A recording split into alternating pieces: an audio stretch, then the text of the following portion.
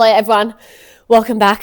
I've made it home after I think it was 35 hours of travelling door to door from Lake Placid. But thanks heaps to my friends and family who donated me some Qantas points. So I flew back business on the long flight from Dallas to Sydney, which was like 17 and a half hours. So that was so good. And yeah, we're just going to do a little recap of Swansea and then of Lake Placid. It kind of feels like I've been gone forever, but also not gone forever. 2 races in 3 weeks and like, I don't know how many hours of travel. 80 hours of travel probably, but between all 3 and 3 different continents. But yeah, I mean, I had a lot of people message me after Swansea, and obviously that was not what I went over there for, which was a DNF, if you didn't already know. But yeah, I got over there like 10 days before the race, and yeah, we kind of made a bit of a video about my prep leading into the race after recovering from Cairns, and I was feeling pretty good about the race. I managed to get over the jet lag pretty quickly, and yeah, I don't know, I liked the course there. I really liked Wales. I had a lovely homestay over there, Kev and Kath, and yeah, expecting to have like an okay race. I knew it wasn't going to be like amazing. Like I knew I wouldn't be like fighting for the win or anything, but I was confident that I could get some good Pro Series points. How it kind of unfolded is, I got down there race morning, and a couple of days leading into the race, everything was fine. Like I did my carb loading, had the pro briefing, everything like that. Bike was all good and everything. And yeah, got down there race morning and set everything up, and then we started the swim. It ended up being a non-wetsuit swim. We just swim in like a pier there. We started and everything was good. Like I had a good start. I managed to get away and like not get hit too much, which is good because that can sometimes panic me a little bit. And then I found the feet of someone pretty early on, and sorry to her, but I had just followed her for like the whole swim pretty much, and like I could see obviously the front group was up and away, but I could see like 50 meters ahead or 30 to 50 meters ahead the whole time was Kat Matthews, her purple cap, so I could see her like the whole time, which I've never really swam close to her in a race, so I knew that I was like having a pretty good swim for me, and I felt really comfy in the swim, and like it was all good. Like a couple of times I tried to go around the girl whose feet I was swimming on, but like I couldn't, so I knew that like that meant that I was that was kind of at my limit. But so I came out of the water. I think I was like 2 minutes 30 down on the leaders, maybe around that, maybe it was more with the 2 minute mark. Anyways, that was like pretty good for me. And then starting out the bike, I lost a bit of time in transition, just like because I have now been swimming with my suit down, which I think is actually one of the reasons I've been swimming a bit better, because my shoulders are a bit more loose. So I like lost a bit of time trying to put that on, and I also always put socks on in transition. So the couple of girls I came out with like left transition before me, but there's like a flat section of road, pretty much the only flat section for like the first 12K. So and I was moving really well along that, and then I caught back up to those girls and then went past them. And my legs were feeling okay, but like not amazing, and might be TMI, but like it was the couple of days before I get my period, and that is always not a good time for my bike legs for some reason, but so I was expecting them to not feel great. And then so I just kept riding, and like it was really punchy up and down for like the first sort of 45-50 minutes, and I got caught up by Anne Rashman and another girl, Rebecca, I think her name is, who they ended up coming second and fourth, and they were riding super strong on the hills. Like, I was like, I didn't have my power on my screen because I just wanted to like ride the race as it was, and I was struggling to keep up with them on the punchy hills, but then I would catch up to them on the descents. Eventually we got up towards flatter section of the course, and they punched away on me on a hill, and I just sort of decided that I would just needed to ride my own race at that point. And I was like feeling okay, but not great, and trying to get some nutrition in and stuff. Anyways, and then about 50 minutes into the bike, so not long after I got dropped by them, like my stomach was already hurting a bit, and my stomach just started hurting a lot, and like I was getting quite bloated, and I'd been having nutrition that whole like first 50 minutes, and trying to get it down, but I don't think I absorbed anything. My stomach just got more bloated, and that was when the first massive projectile vomits hit. This is like kind of annoying talking about this again, because I feel like everyone's going to be like, what the hell? Like, you literally have talked about being sick in like 80% of your races in the last sort of year, which is very annoying. But yeah, anyways, from there, like, I like kept riding, like I was riding okay, but like I just, so I had to have like a break on taking any nutrition in, and then continued to try to take stuff in, and just continued to spew it back up essentially, and couldn't keep anything down. And so that made for a pretty shit last half of the bike, as I was kind of sad because I really liked the bike course there, and I was pretty sure that I was losing a fair bit of time to the girls in front, because not that I had my power on my screen, but I knew I wasn't riding that fast. And looking back now at the power file, you can literally see it's like my power was good until literally an hour, and then I just like fall off a cliff, and that's probably because I didn't have any energy in my system, and especially with a 70.3, obviously, it's more high, like, you use more carbohydrates because it's more high intensity compared to an Ironman. So, anyway, so I was like, knew I wasn't having a great time. I got off the bike, and, I knew obviously that Kat was way up the road, but, they were like, there's like people, I think I was in 6th position or 7th position, and, I had a couple of people tell me there was like a couple more girls only 2 minutes up the road. So I was like, maybe like I could get, into 6th or 5th.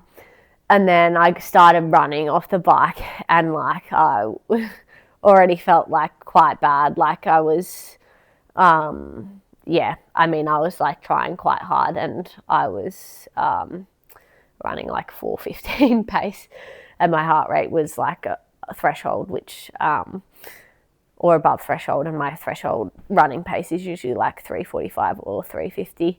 So anyways, I just tried to not think about it and kept running, but I just like, even at K3, 4, I was just struggling, and I was like, had to walk the aid stations, and then I was vomiting, and then I was just like, literally the first 7Ks I was like really struggling already, and had a couple of vomits, and then on the way back, like on that first lap, I don't know, I just started, like I was, feeling pretty disoriented and a bit dizzy, and ended up having like curled over on the curb doing some more vomiting, and like at one of the aid stations at the start of the, at like 7Ks in, they like wanted me to stop and see medical, because like in our race briefing, they were like very clear that if you are like dizzy or like don't look good, that they are going to pull you off the course pretty much. And I was like, no, I'll be right. And so I kept running, and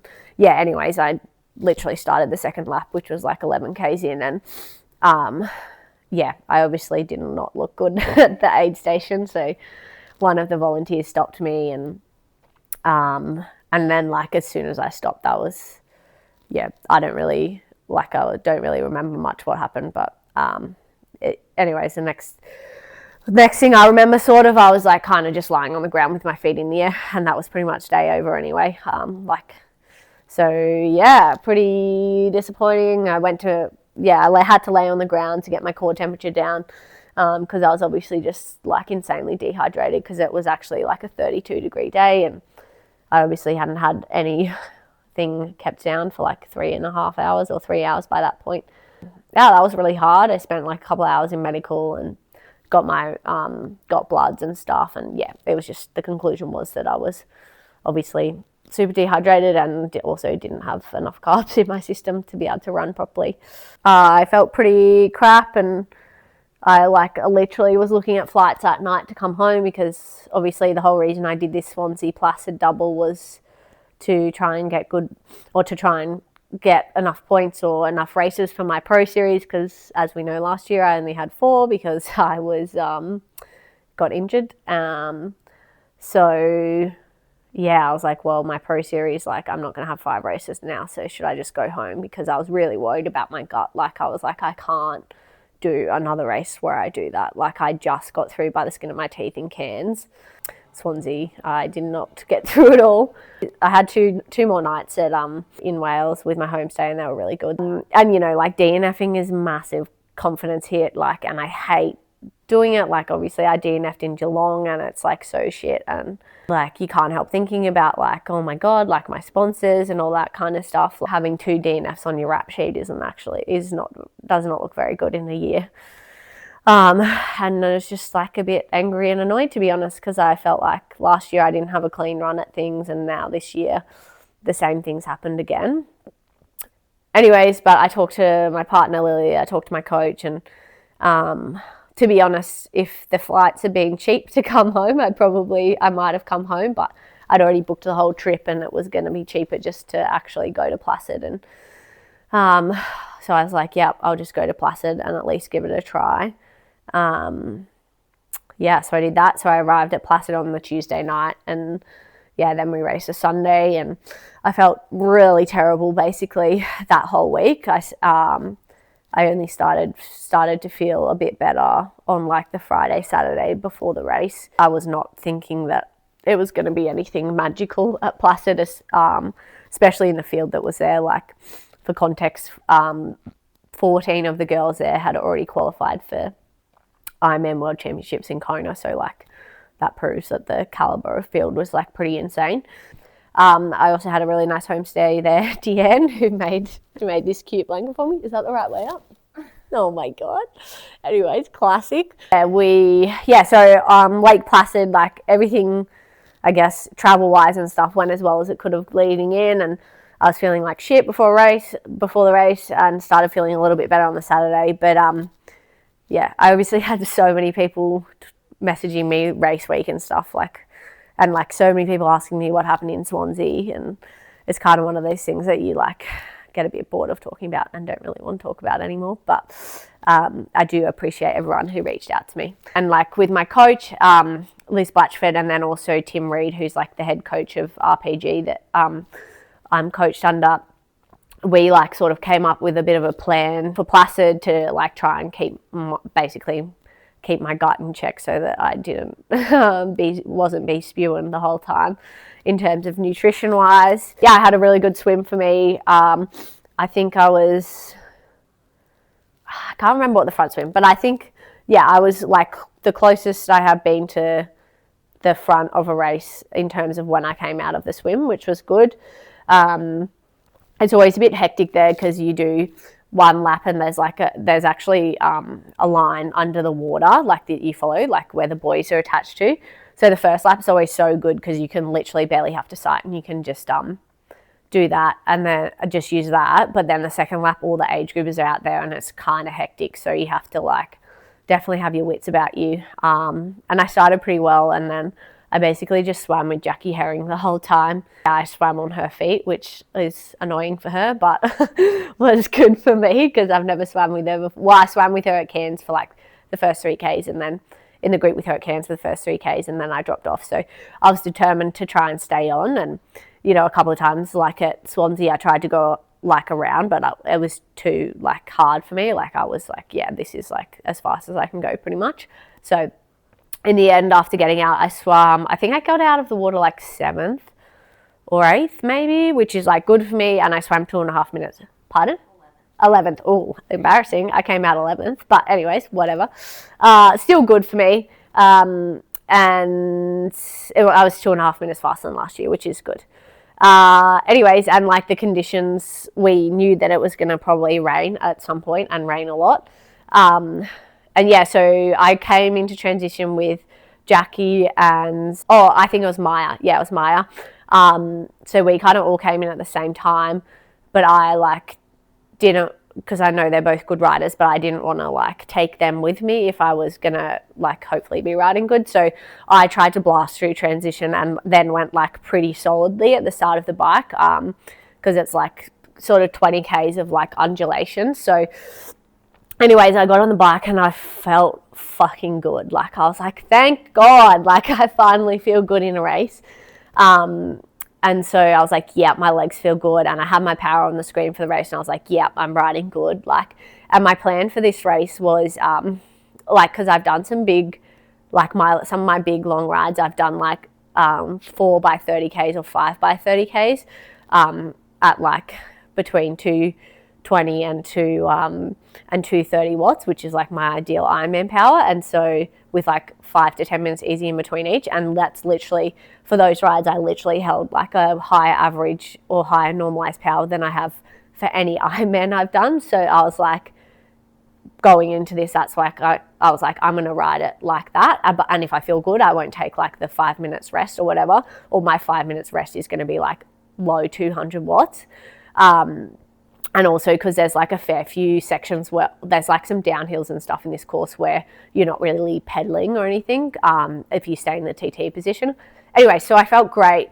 I was like, yeah, I'm riding bloody good. Like the first 50 Ks, and I didn't take a break or anything in terms of my power. So and so I was like easily pushing like 230 watts, like in the 220s, 230s. And I caught up to a few girls, and and on some of the out and backs, like you can see where the others are. So, and like the other girls behind me weren't catching up to me. And I was taking on nutrition. Admittedly, I wasn't taking on as much as what I needed to, but the plan for this was to have a bit lower carbohydrate content to see if that helped my stomach settle. And so I was at least able to get stuff down for like the first 2.5 hours, what I'd planned to get down. And then it literally started pissing down rain so bad, which is fine. Like I can ride in the rain. Anyway, so I was riding good, and I caught up to a few more girls. And so I sort of rode, I think I started the second lap of the bike. And this bike is like quite hilly. It's like quite undulating. Yeah, I was riding really well on like the flat sections, downhill sections, and like the rolling sections, but I wasn't riding as well comparatively like on the climbs. Anyway, so I think I started the second lap and I was in like 7th position. I didn't know this at this point, but I knew that I was riding pretty good, and didn't really know what was happening up the road, but I was more just trying to focus on my own race. And then we had that, there's like a big 7-mile descent. And on that 7-mile descent, I was like, on the second lap, like there's an out and back before it, and I saw that like Jackie, and there was like a group of 4 people who were like maybe like a minute 30 behind me or something like that. And so it was still raining at this point, so I knew I had to try and bomb the descent because I really didn't want them to catch up to me.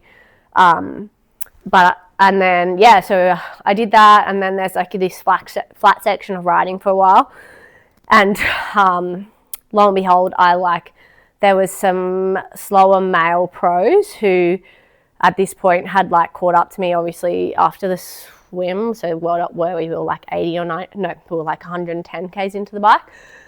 And I think there was one age group guy, but they caught up to me, but then like they didn't really like go past me. They were still just like riding in a line. Yeah, at this point I was like, what do I do? And so there was like a bit of switching as turns and stuff, because I'm very much wanted like it to be a fair race. And then I got into a massive biffo with one of the male pros. I was riding behind him and the light went red, and this was like, I've been riding with this group for like 5 minutes probably.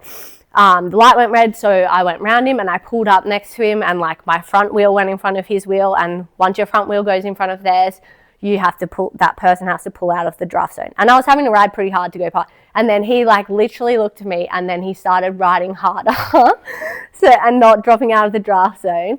And so I rode even harder, and so I went in front of him, and the light in front of him was orange, so I went in there because like I'd literally just rode like 350 watts for like 45 seconds because he wouldn't drop out of the draft zone.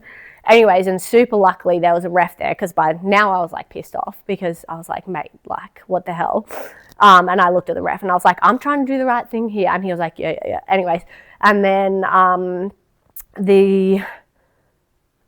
so then this guy didn't pull out of the draft zone. He literally just sat on my wheel and then went back around me.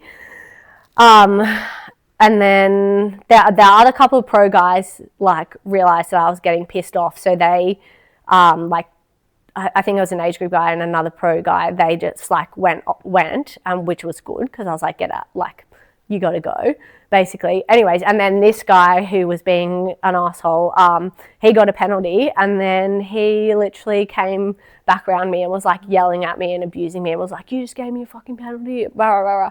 Anyways, and I was just like, mate, like that's how you ride with Race Ranger. Have you ever ridden it with it before? And so the ref stayed with us for a bit because he could tell that this guy was being like quite rude to me. Anyways, but the ref eventually left, and then literally for the next 10 Ks, this guy was like abusing the shit out of me, basically. And and then we kept doing this back and forth, and it was really pissing me off. And then he literally was sitting on an age group guy's wheels. He was sitting like 3 meters behind him, and I was like, mate, like, and in the end, I just tried to go. So I just like went around them and rode by myself because I would actually much prefer to ride by myself. When the penalty tent was coming up, he like looked at me and was like, gave me a massive finger. And I just was like, I said, mate, learn how to use Race Ranger. I might have said a couple of swear words as well, but I think he deserved it. So anyways, that really freaking put the wind up me because I was like so annoyed at that. And then I also didn't want him to catch back up to me because I knew he would be like not very nice if he did. So yeah, and then I basically ended up riding. This was like at K 130, I reckon, or 140. And then like the last 30 Ks is basically all uphill, like slightly uphill. And I could see Regan and Lottie in front of me literally for so long. They were like stayed like 40 seconds in front of me for like 25 Ks, I reckon. And then, yeah, so, actually, right around this time that this stuff was happening with this guy, I had a couple of massive vomits. Should have vomited on him, but because at this point my tummy was, starting to feel bad again, and I had some nutrition, and and then I did a couple of massive vomits, which is really annoying, and so I was like, bloody hell, again. So I couldn't have any nutrition for a bit. I just had to sip on some water. Anyways, I caught up to Regan and Lottie literally like 10 Ks from the end of the bike. But like I was pretty happy with that because I was like, I know obviously that they would have swam way better than me, and they're both very good riders as well. And so I came in off the bike, and I think I got off the bike in 5th place, which I was like, yeah, that's pretty good because literally everyone up the road is insanely good, like really fast. And I started running. When I got off the bike, I was like, and ran into transition. Me and Regan basically got off together, and me and Regan have both had gut issues in the last like 2 races. And I was like, how's your gut? And she was like, yeah, mine's pretty good. And I was like, oh no. Anyways, and my legs didn't feel good running through transition, but I was like, no, it'll be fine. And I started the run, and I was like, ran what pace I thought I could run for like basically what I was running at Cairns. And it felt super hard, and I felt really not good. And then, I just got progressively worse in the first 12 Ks. And then, so I made the decision. I was like, right, well, like, you're not finishing this race. So, like, you literally, I don't care what place you come, you just have to look after yourself so you get through the marathon now. So, like, the first whole, pretty much the first 30 Ks, I spent the whole time walking every aid station. And at this point, my fingers were like really swollen, which I know means that your sodium, your electrolyte balance is way out of whack. So I was really super low on sodium, because I think I'd like vomited a lot of it up. And I also knew I was low on calories because I had already gone on the lower side of the carbohydrate intake, and then also I'd vomited some of it up as well. And I didn't have everything that I should have on the bike. Like I still had one whole bottle left pretty much because I was not feeling very well.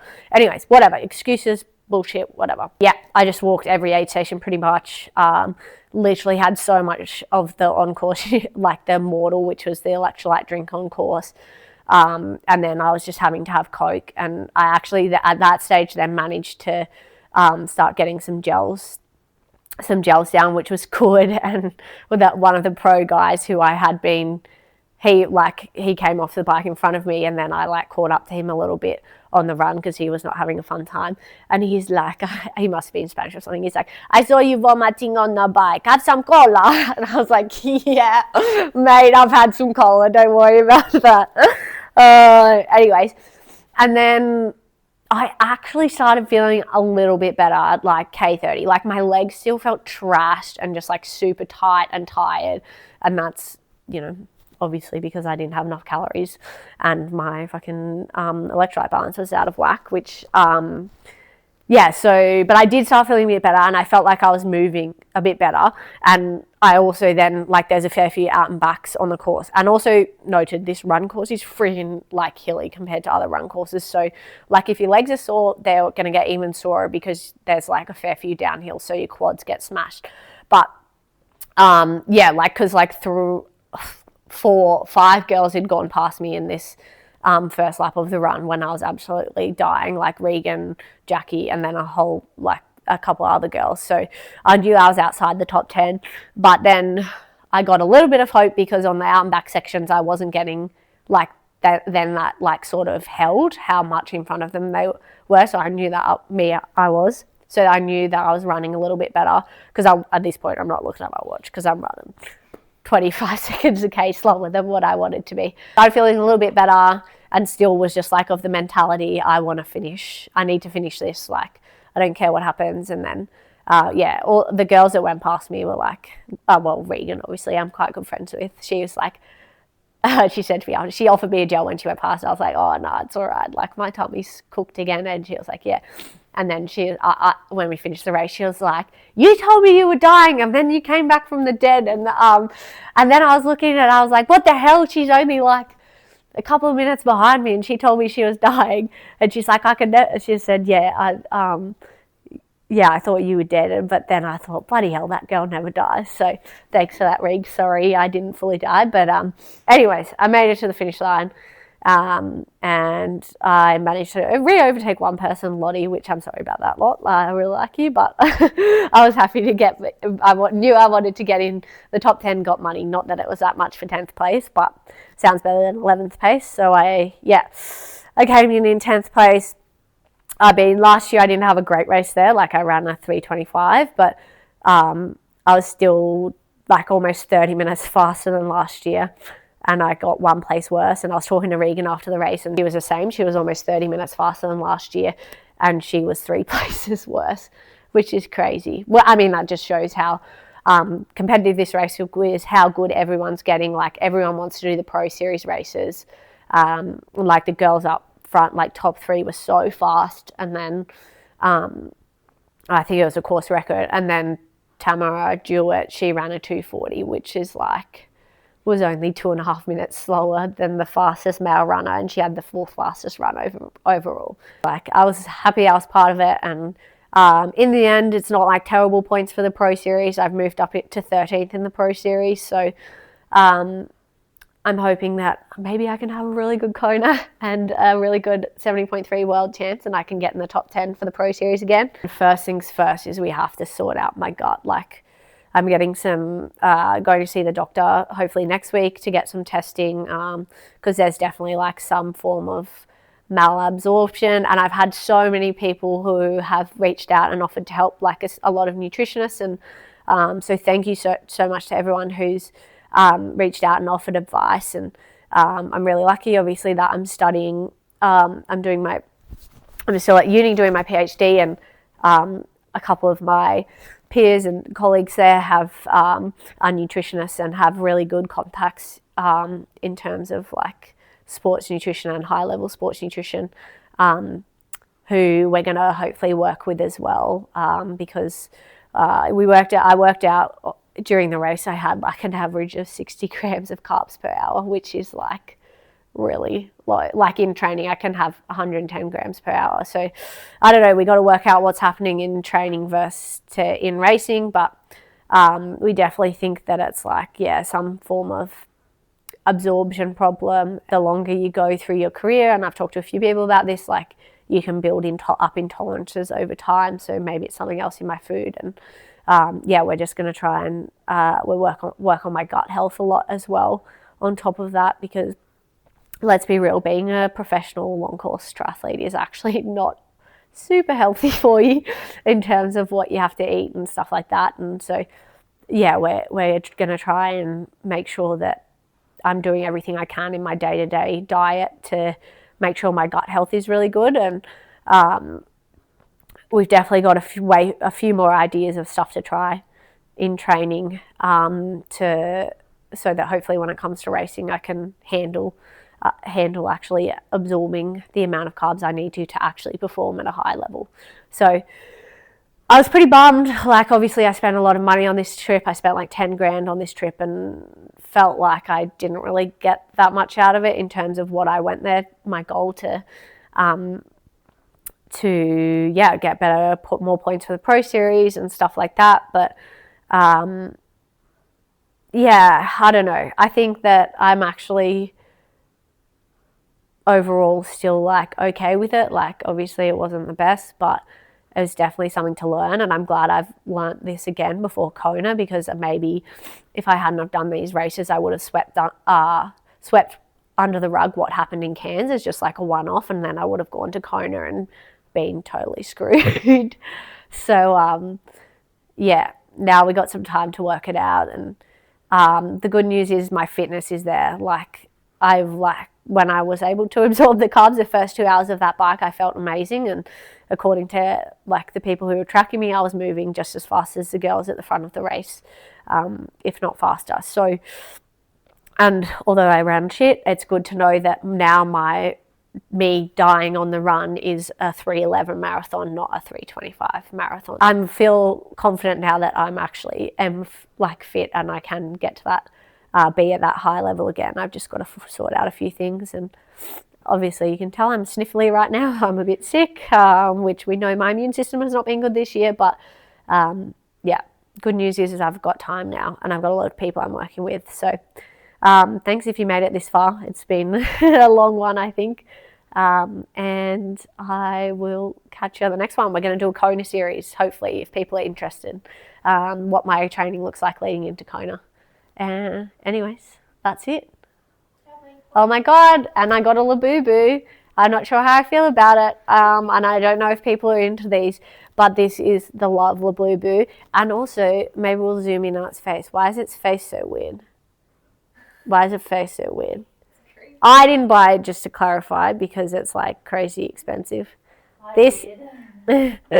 Anyways, so people are trying to convince me that they're cool, but it's a bit creepy. Anyways, we'll see. Maybe it'll give me luck. Strap it to my bike at Kona.